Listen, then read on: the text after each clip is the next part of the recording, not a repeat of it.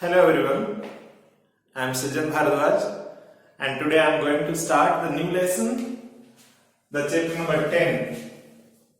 The name is gravitation. Students, it is the very important lesson because without gravitation we cannot stay on our planet. Nothing can exist on the surface of Earth if this force doesn't exist. So it is so important. That's why इसके बारे में समझना बहुत जरूरी है. It's very interesting as well. ये बहुत मुश्किल नहीं है. Sometimes teacher or student take it a very tough lesson, but I say it is a very easy lesson. Before going to discuss the actual phenomena, पहले हम एक दो चीजें और समझते हैं. आप बच्चों ने एक वर्ड पढ़ा है मोशन. मोशन आप कहेंगे यस से पढ़ा है. क्या होता है motion? That is change in position. Change in position of any object from one place to another place. Sometimes the objects are said to be stationary or at rest. Rest से motion में जाना हो या फिर motion से वापस rest में आना हो. राइट? हम चीजों की डायरेक्शन बदलना चाहते हैं, हम चीजों को चलाना चाहते हैं, हम चीजों को रोकना चाहते हैं. इस सारे के अंदर व्हाट इज कॉमन बताइए. एक स्टेशनरी ऑब्जेक्ट है, एक स्टोन एक जगह रखा हुआ है, आप उसको पुश करना चाहते हैं, मूव करना चाहते हैं. आपकी कार चल रही है, आप उसको सडनली रोकना चाहते हैं. इन दोनों सिचुएशन में क्या कॉमन है बेटा? फोर्स. क्या कॉमन है बच्चे? Force. Force is a pull or push. We changes or tries to change the position. पढ़ा है हम सबने. अब आप कहेंगे सर पढ़ाना तो ग्रेविटेशन था, आप तो फोर्स पर चले गए, कभी आप मोशन बता रहे हो. I am coming to the same thing. आप बच्चों ने फोर्स की अलग अलग टाइप अपनी लोअर क्लास में पढ़ी है. कौन कौन सी टाइप आपने पढ़ी है? आपको याद होगा एक फोर्स आपके टीचर ने बताया था, मस्कुलर फोर्स, जो आपकी मसल्स में होता है. धीरे धीरे आपकी डेवलप हो रही है, बड़े हो रहे हैं ना. एक आध बच्चा जिम भी जाने लग गया होगा, तो जो मसल से अप्लाई करते हैं, दैट इज मस्कुलर फोर्स. एक मैग्नेट होती है, आयरन के ऊपर अपना इंपैक्ट अप्लाई करती है, अपना फोर्स अप्लाई करती है. उस फोर्स को हम बच्चों ने क्या समझा हुआ है? Magnetic force. My point is clear. एक आपके पास चलती है चीजें, एक रोल हो रहा है आइटम फ्लोर के ऊपर, धीरे धीरे अपने आप रुक जाता है. अपने आप रुक जाता है, ये गलत. उसे कौन रोकता है? उसे रोकता है फोर्स. कौन सा? Force of friction. ये ऐसा फोर्स है जो विजिबल नहीं है, अपने को नहीं दिखता. रोल होती है चीज, अपने आप रुक जाती है. गाड़ी का आप ब्रेक मत लगाइए, रेस देना बंद कर दीजिए, गियर न्यूट्रल कर दीजिए, थोड़ी दूर लुढ़क करके अपने आप रुकती है. आप कितना बढ़िया शॉट लगाएं ग्राउंड पर, बॉल कुछ देर के बाद अपने आप रुक जाती है. होता है ना ऐसा? तो वो जो अपने आप होने वाला प्रोसेस है, उसके पीछे एक फोर्स है, force of friction. It is invisible force. और ऐसा ही हमारे पास एक और इनविजिबल फोर्स होता है, और उस फोर्स का नाम रहेगा हमारे पास ग्रेविटेशनल. Gravitational force. इसका नाम फोर्स ऑफ ग्रेविटेशन भी है. आप बच्चों ने न्यूटन का नाम सुना होगा, आइजैक न्यूटन. कई लोग आइजैक न्यूटन भी बोलते हैं. He was a great scientist. उन्होंने ये बताया कि हमारी दुनिया में जितनी भी चीजें हैं, they apply a certain type of force over each other. Right? और वो जो फोर्स होता है, जो इनविजिबल फोर्स है, आप सब बच्चों ने ये बात पढ़ रखी है कि हमारे जो मून है, मून अर्थ की सराउंडिंग में लगातार मूव करता है. आपकी जो अर्थ हो सन के चारों ओर लगातार मूव करती है. कौन सी पावर ऐसी है? किस वजह से, अगर ये हमारी अर्थ है बेटा, कौन ऐसी पावर है जो मून को इस पाथ में रखती है? मून कभी यहां पर है, यहां पर है, यहां पर, लेकिन क्या कभी ऐसा हुआ है कि मून अर्थ को छोड़ करके कभी जुपिटर पर चला गया हो, या उसका मन किया आज तो मैं सन के पास जाता हूं शेयर करने के लिए? नहीं जाता हो कभी भी। तो यानी मून अपने पाथ को, अपने ट्रैक को नहीं छोड़ता, वो इस ट्रैक में लगातार घूमता रहता है। ये अलग बात, आपको कभी दिखाई पड़ता है, कभी नहीं दिखाई पड़ता। तो इस मून को, अगर ये मून है, इस मून और अर्थ के बीच में एक force which is not visible to us, ठीक है? तो इस तरह का ये जो इनविजिबल फोर्स है, जो पूरी दुनिया को बांध करके रखता है, उस फोर्स का नाम मैंने आप बच्चों को क्या बताया? ग्रेविटेशनल फोर्स, जिसको हम फोर्स ऑफ ग्रेविटेशन भी कहते हैं।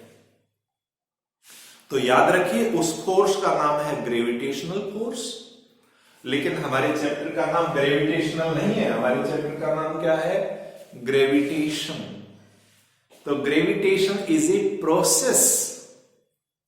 अब ये एक पेन है, राइट? ये दूसरा पेन है, they are very close to each other, but they are attracting each other. हमें दिखाई नहीं पड़ रहा, but they are still attracting each other. इस रूम के सराउंडिंग में जितनी ऑब्जेक्ट्स हैं, they are trying to attract me and I am trying to attract them with my body. So this continuous phenomena, एक और एग्जांपल देता हूं, शायद आपको ज्यादा समझ में आएगा। अगर हमारे पास ये हमारा हाथ है और इसमें हम एक रोप बांध करके यहां पर एक स्टोन बांध देते हैं, stone, it is a heavy stone. आप इमेजिन करिए, आप प्रैक्टिकली करके देखिए please. Tie a stone with A rope and hold it in your hand. अब आपको क्या लगता है, स्टोन आपको खींच रहा है या आप स्टोन को खींच रहे हैं? बताइए, हु इज अट्रैक्टिंग? आप कहेंगे सर स्टोन हाथ को खींच रहा है। भाई हाथ को खींच रहा है तो हाथ नीचे क्यों नहीं गया? फिर आप कहेंगे नहीं सर, हाथ ने स्टोन को खींच रखा है। अब इसमें सच्चाई क्या है, ट्रूथ क्या है? ट्रूथ ये है कि आपका जो स्टोन है, it is attracting the hand and hand is attracting the stone. Both are mutually attracting each other. और ये जो म्यूचुअल अट्रैक्ट करने का जो फिनोमिना है, मैं वर्ड बोल रहा हूं फिनोमिना,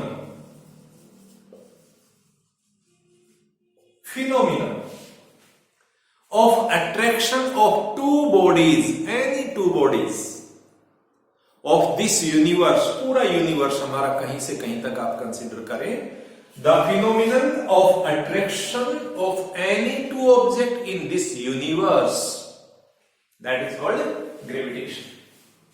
याद रहे। अब इसमें आपके पास सेलेस्टियल बॉडीज हो सकती हैं या टेरेस्ट्रियल बॉडी हो सकती हैं। टेरेस्ट्रियल बॉडी का मतलब जो चीजें अर्थ के ऊपर हैं, दे आर कॉल्ड टेरेस्ट्रियल, और जो अर्थ से बाहर हैं, they are called celestial bodies, like stars, planets, satellites, जो आपने पढ़ा होगा अलग अलग तरह की हेवनली बॉडीज। तो ये जो प्रोसेस होता है बेटा, दोबारा सुन लीजिए, gravitation is the phenomenon of attraction between any two objects. जब तक आप फिनोमिनन वर्ड यूज करोगे, आपने वर्ड यूज करना है ग्रेविटेशन, और इस फिनोमिनन को अगर आप फोर्स में बदल देंगे तो फोर्स से बन जाएगा आपका ग्रेविटेशनल फोर्स, जिसके बारे में सबसे पहले इजैक न्यूटन ने बताया।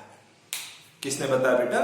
इजैक न्यूटन ने। न्यूटन ने क्या कहा, सुनते हैं।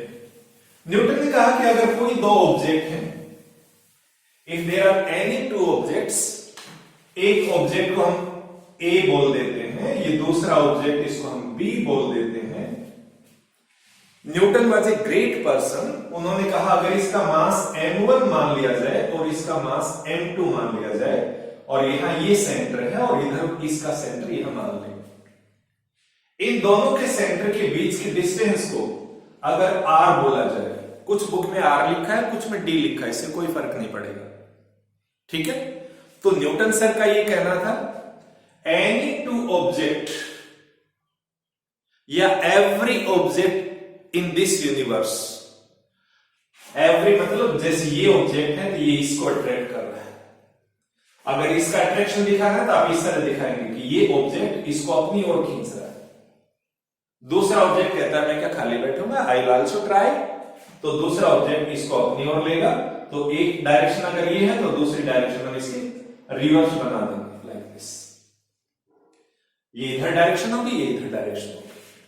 न्यूटन सर ने कहा any two object of this universe attract each other, एक दूसरे को अट्रैक्ट करते हैं with a force, with a force. Force के बारे में उन्होंने कहा कि this force is directly proportional. ये फोर्स किसके ऊपर डिपेंड करता है? इन दोनों ऑब्जेक्ट के मास के ऊपर। ये मास का मल्टीप्लीकेशन, जिसको प्रोडक्ट बोलेंगे। प्रोडक्ट जितना ज्यादा होगा फोर्स भी उतना ही ज्यादा हो जाएगा। So it is directly proportional to the product of the masses. लेकिन सर ने यह बताया न्यूटन ने कि अगर आप इनका गैप बढ़ाएंगे, आपने देखा होगा ना, गैप बढ़ जाए तो दोस्ती ढीली हो जाती है। ऐसे ही गैप बढ़ने से फोर्स भी ढीला हो जाता है। और कितना हो जाता है? उन्होंने कहा अगर आपका डिस्टेंस 2 टाइम्स आप कर देते हैं तो जो फोर्स है वो 2 का स्क्वायर करिए, यानी 1/4 रह जाएगा। तो ये अपॉन में गया, अपॉन वाले को पढ़ेंगे इनवर्सली। तो force is inversely proportional to the square of distance between them. ये इक्वेशन नंबर 1 बनती है, ये इक्वेशन नंबर 2 बन जाती है। दोनों इक्वेशन को अगर कंबाइन किया जाए तो ये रिजल्ट आता है F is proportional to m1 m2 divided by r square. इसी प्रोसेस में हम साइन ऑफ प्रोपोर्शनलिटी को हटाने के लिए कांस्टेंट अप्लाई करते हैं। तो कांस्टेंट अप्लाई करेंगे तो यहां एक कांस्टेंट आएगा g। This g is known as the universal constant of gravitation, right. अब ये आ जाएगा आपका m1 m2 डिवाइडेड बाय रह जाएगा r square. This is called the universal constant of gravitation, universal constant of gravitation. इसकी दुनिया में, पूरी दुनिया में आप कहीं चले जाइए, किसी प्लेनेट पर जाइए, सन पर जाइए, स्टार पर जाइए, अर्थ पर रहिए, इट्स वैल्यू नेवर चेंजेस। इसकी वैल्यू हमेशा फिक्स रहती है। और हमारे एक साइंटिस्ट हुए हेनरी क्वेंडिस, नाम याद रखना आपने, हेनरी क्वेंडिस, ठीक है। मिस्टर हेनरी ने इसकी वैल्यू कैलकुलेट की with the help of very very sensitive balance. और वो जो सेंसिटिव बैलेंस थे उनकी हेल्प से जो वैल्यू आई जी की, that is G is equal to 6.67 into 10 raised to power minus 11। It is the value. लेकिन इसकी यूनिट क्या लिखेंगे? यूनिट यहां से तलाश करते हैं एक बार इस फार्मूले से। हमारे पास F is equal to G into m1 m2 divided by r square है। अगर इस सभी को दूसरी साइड ट्रांसफर करेंगे तो F r square divided by m1 m2 बन जाएगा, that is equal to G. F का मतलब होता है न्यूटन, R यानी type of distance, that is metre square. और नीचे से मास को लेके आएंगे तो किलोग्राम स्क्वायर। तो इसके साथ यहां लिखता हूं न्यूटन मीटर स्क्वायर पर किलोग्राम स्क्वायर, ऐसे। इसको पर पढ़ना है, किलोग्राम के साथ माइनस का 2 लगा हुआ है, राइट। सो ये क्या है? Universal constant of gravitation. So this format, अब ये जो फॉर्मेट है बेटा, ये फॉर्मेट हमारे पास क्या कहलाएगा? न्यूटन्स लॉ ऑफ ग्रेविटेशन या Newton's universal law of gravitation. इसको यूनिवर्सल इसलिए बोला जाता है क्योंकि ये पूरी दुनिया में एप्लीकेबल है। ये छोटी बड़ी सभी चीजों के लिए एप्लीकेबल है। ये नियर और फार सभी ऑब्जेक्ट्स के लिए एप्लीकेबल है। That is called, why it is called universal law of gravitation. Is that clear? I hope आपको ये वीडियो पसंद आएगा। इसमें जो हमने बात की, 2 टर्म मीन रही हमारे पास, रादर 3 भी कह सकते हैं। एक है gravitation, gravitation is the phenomenon of attraction. दूसरा था हमारे पास universal force of gravitation which is applicable between any 2 object of this universe. और तीसरा था हमारे पास universal constant of gravitation, that is called capital G. Capital G की वैल्यू को हेनरी हेनरी याद रखना है, HENRY, हेनरी, CAVENDISH, जो 1731 से लेकर के 1810 तक उनका टाइम पीरियड रहा। 17 कितना बोला मैंने, 31, 1731 टू 1810। हेनरी क्वेंडिस, इन्होंने वैल्यू कैलकुलेट की और वैल्यू कैलकुलेट करने के बाद 6.67 इंटू 10⁻⁻11 न्यूटन मीटर स्क्वायर पर किलोग्राम स्क्वायर। ठीक है, ये वैल्यू कभी नहीं बदलती है, it always remains constant. So that's all about this video.